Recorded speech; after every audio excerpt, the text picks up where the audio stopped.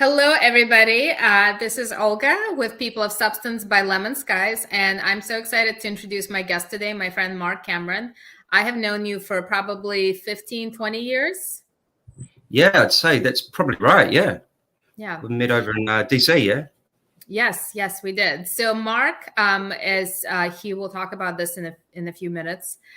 He's a digital strategist, and I'm going to call him my guest from the future for two different reasons.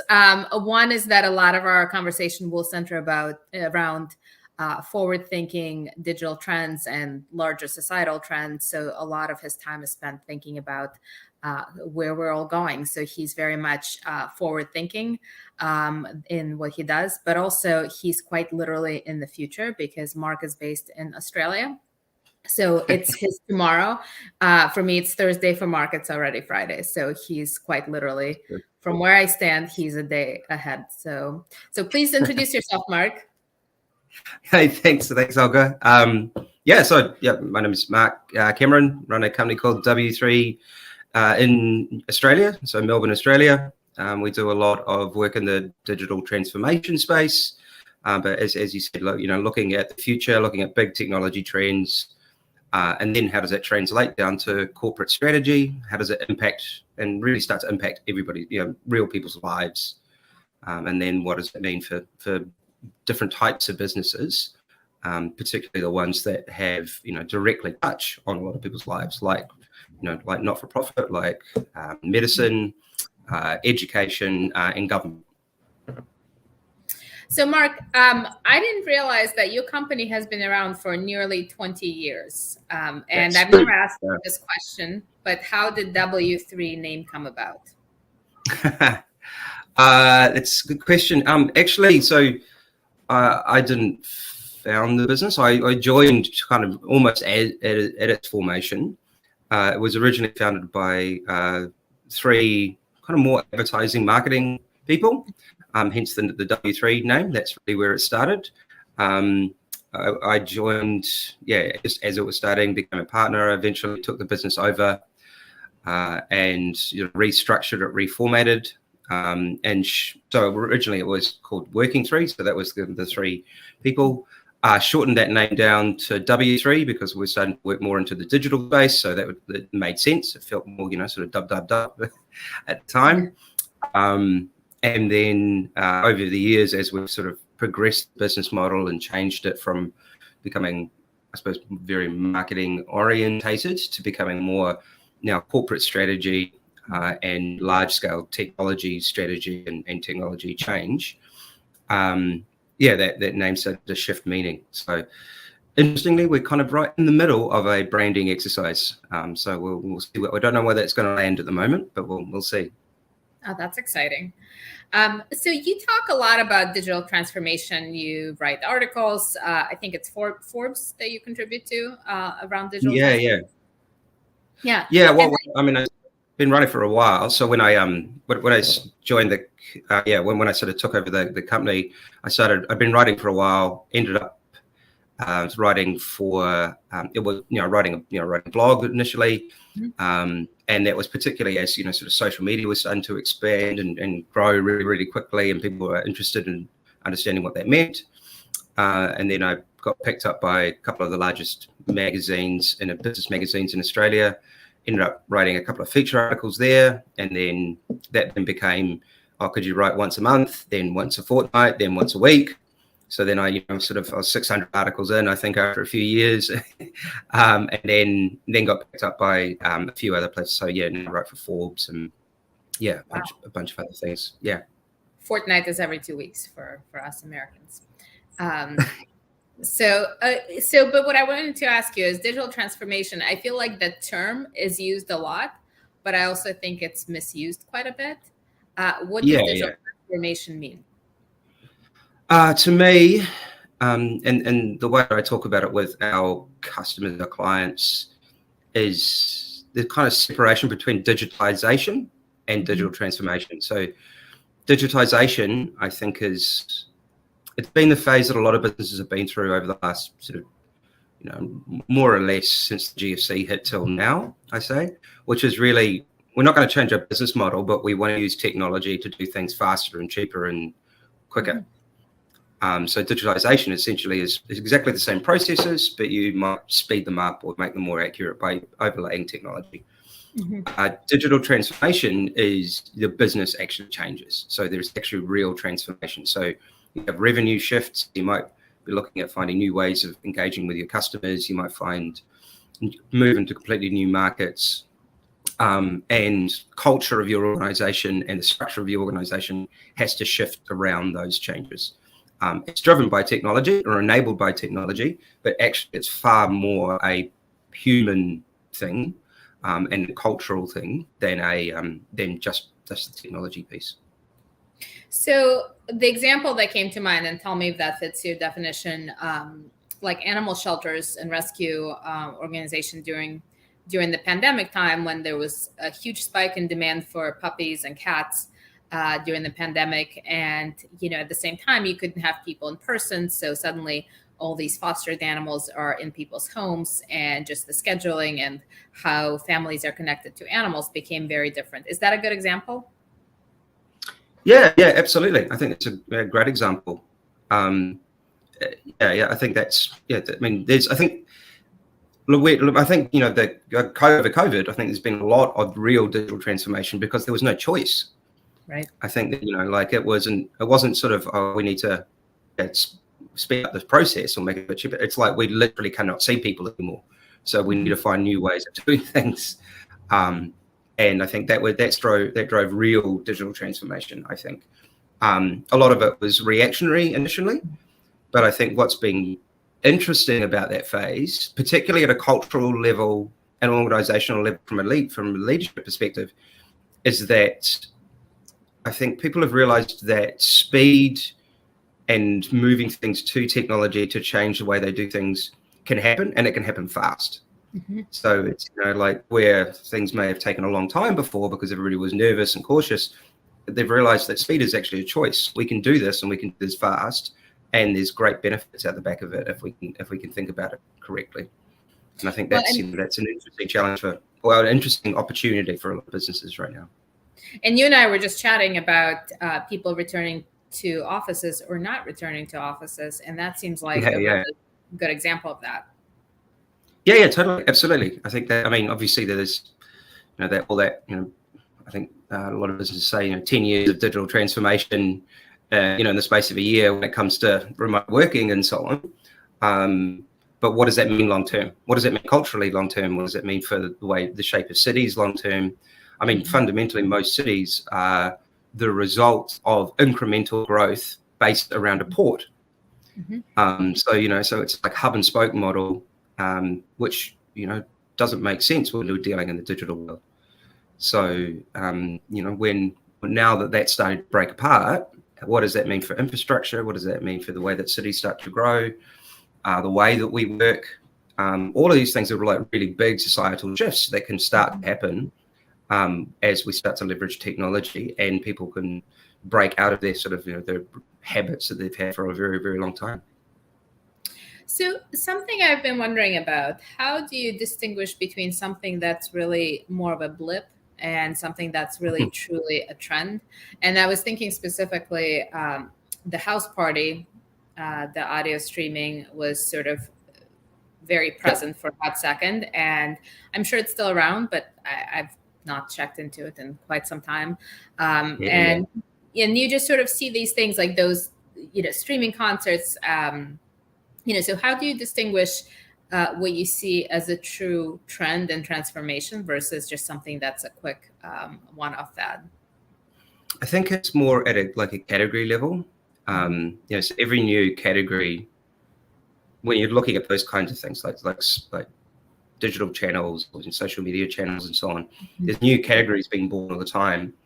And as a new category starts, you have lots of messiness at the beginning. And you'll have lots of things that go up and down really, really quickly.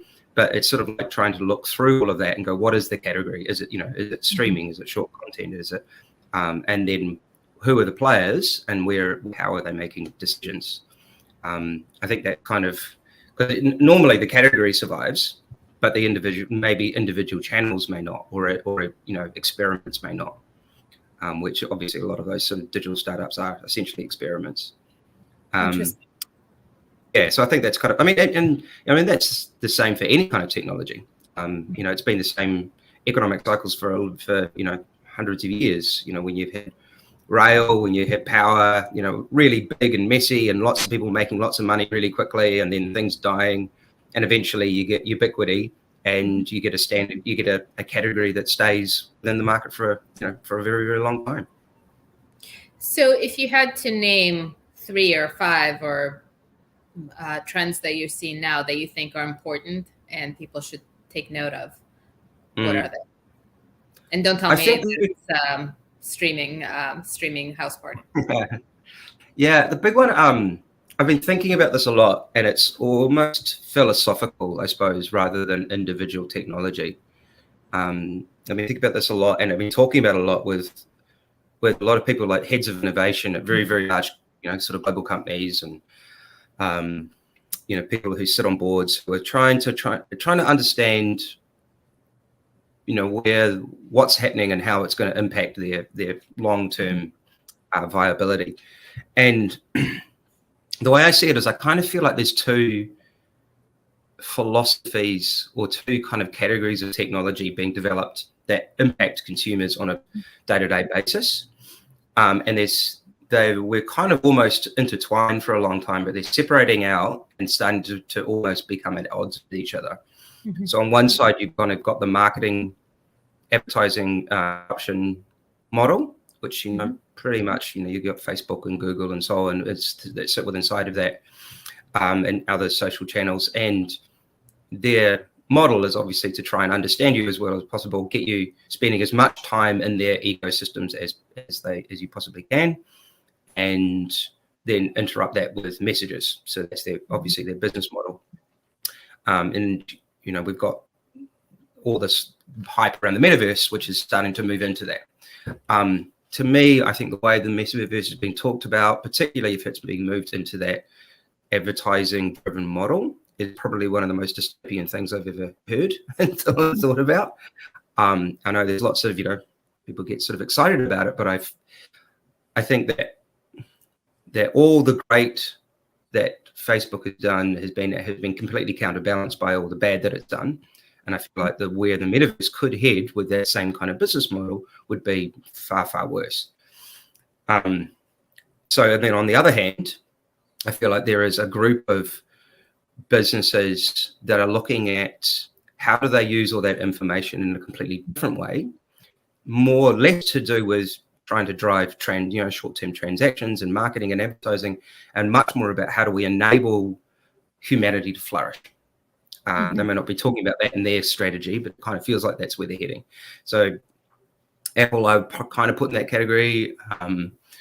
Microsoft, but there's lots of other sort of smaller businesses that are sort of feeding into that. And what they're trying to do is say, your data is valuable. It's not our data, it's your data. It's going to come together and it's going to be useful. And the way you're going to use it is probably through a digital assistant of some description. At the moment, we've got Alexa, we've got sort of Google Now and Siri and so on, but they're all pretty dumb.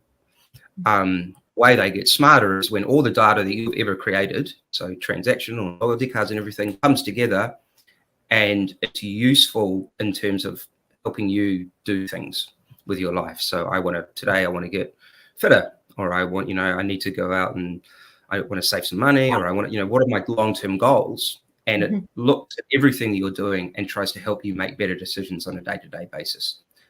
And in some ways, that technology is almost in the background. It disappears. It's not in your face because it's only there when you need it. And everything else is just sort of on call, kind of like as we do now. And I think that's kind of where that idea, there's a lot in that, obviously.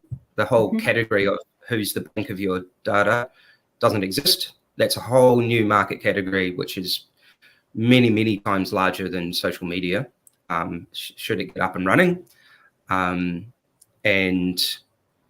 I think there's there's moves that different businesses are making. I saw that, I think it was almost a year ago now that Apple released I think iTunes for half price, but you can only access it through Siri. And I'm like, oh, that's smart. They're training the market to use Siri, to use their personal assistant, to become comfortable with it. Yes, it's generating some revenue for them, but really what they're doing is training a younger generation to use voice as a first point of call. Yes. So that's, super. So I think that's kind of direction. Those two things are coming at odds, and they're starting to fight. I mean, it's pretty obvious that, the Facebooks, the Apples of the world are starting to sort of, do lots of PR punches at each other.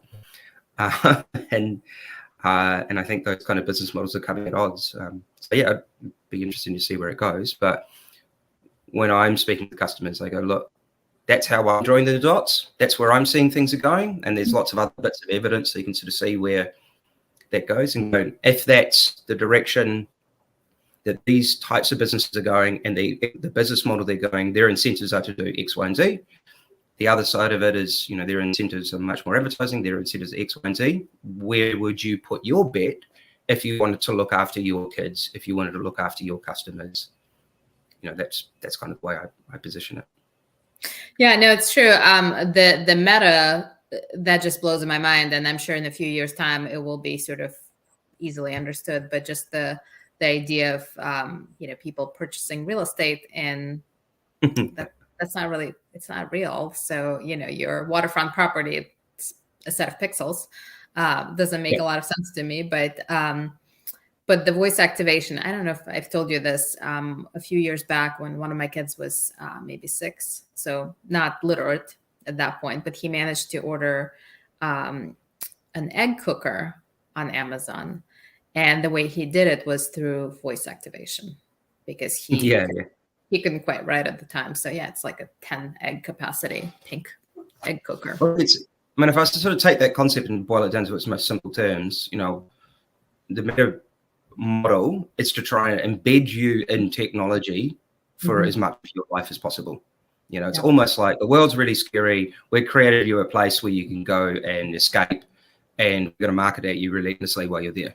And many ideas, it doesn't sound that great.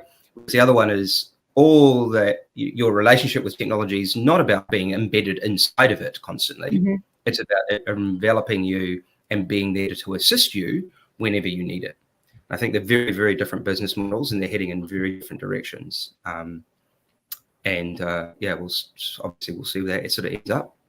Yeah, that second one seems a little more attractive to me personally.